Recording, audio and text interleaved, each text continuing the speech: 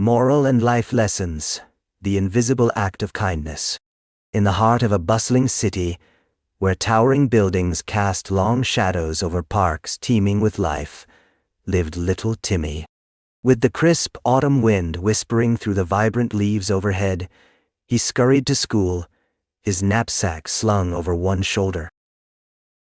Upon entering his classroom, little Timmy found solace among familiar faces, friends, and a warm smile from his beloved teacher, Ms. Johnson. The day was filled with lessons and laughter, until lunchtime approached.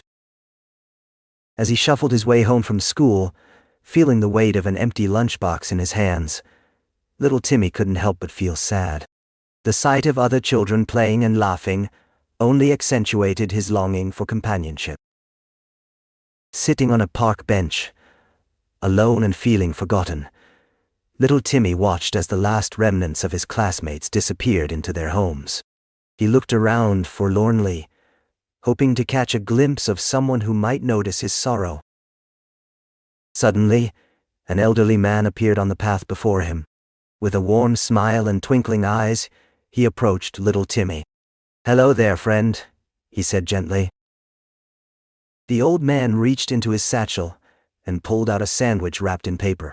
"Here," he said, offering it to little Timmy. "I think you might enjoy this." As they sat on the park bench sharing their meal, the old man told little Timmy about a concept called invisible acts of kindness. He explained how these small gestures can bring joy and comfort to others, even when they may seem insignificant. With a renewed sense of purpose, little Timmy returned home that day and immediately set out to find ways to perform invisible acts of kindness. He couldn't wait to tell Ms. Johnson about his exciting discovery.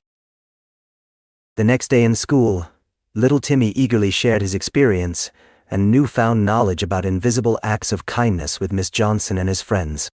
They listened intently as he spoke about the old man's wise words. One by one, little Timmy's friends began to perform their own invisible acts of kindness, each finding simple ways to make a difference in someone's life. As they watched, they marveled at how their efforts brought smiles and relief to others.